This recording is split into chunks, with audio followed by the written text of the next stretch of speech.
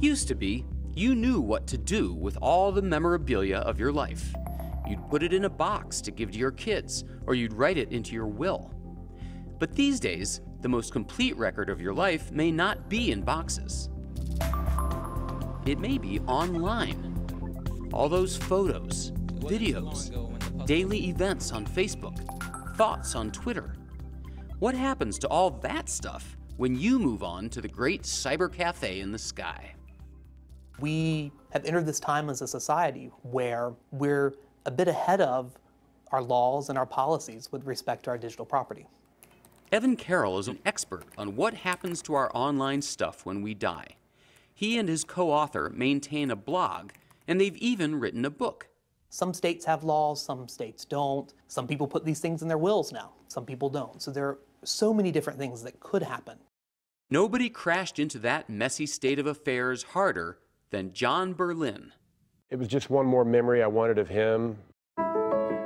Earlier this year, on Facebook's 10th anniversary, it offered every member a beautiful 1-minute musical montage of his or her Facebook life.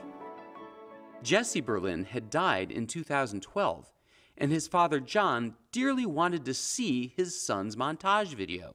Only problem with that was you had to be on his page to request it. I didn't have access to his page. I didn't know his password. You ever do something crazy because you just don't know what to do anymore? So he had a desperate, great idea.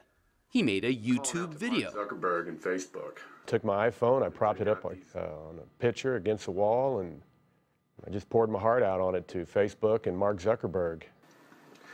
All we want to do is see his movie. That's it. 3 million people watched his plea. And by the end of the day, Facebook called me. Facebook gave John access to his son's video and further improved its existing policies. If your loved one passes away, you can ask for that Facebook account to be what's called memorialized. Whatever privacy settings that were in place at the time the account was memorialized, they allow those to persist. Your Facebook profile can become a memorial to you and can be a place for communal bereavement where they share messages. On Google, you can specify in advance exactly what should happen if Google doesn't hear from you for a few months. You can ask them to pass information to another individual. You can ask them to delete the account. You can set up an autoresponder to your Gmail account. Hey, I'm no longer checking this account for whatever reason. Hey, I'm no longer alive. That's a strange email to write. Already, 30 million Facebook accounts belong to dead people. To some, that's a business opportunity. There are now websites that, upon your death, automatically send your list of passwords to someone you've specified. Last words. We all hope we'll get a chance to say some, but not knowing when or where we're going to die makes it a bit tricky. There are sites that send emails after you've gone, or publish a posthumous Facebook post. It can be a bid farewell, a favorite joke, a long-kept secret. Other sites serve as perpetual lockers for your photos and files. So after you pass on, presumably your heirs or relatives who want a dose of Bruce could go up there, and what would they do? Well, you know, they could look through the files. Bruce Duncan is the managing director of the Terasem Movement Foundation. It runs this free website, lifenaut.com. This is a picture of me when I was 3 years old. So they could say, well, that's great-grandfather Bruce, and that's where he lived when Before the beard. Before the beard, yeah. Can you tell jokes? LifeNaut and other sites also offer to create conversational animated versions of you. I'll spend time teaching it. So that, you know, you're not really gone at all. Hey, I'm so glad to see you. What's up? And I can say, hi, it's good to see you too. What kind of music do you like? I love music. Well, that narrows it down. Yeah, so like... Hello, David. Terasem is also TV, experimenting is that okay? with an even creepier way to keep your memory alive.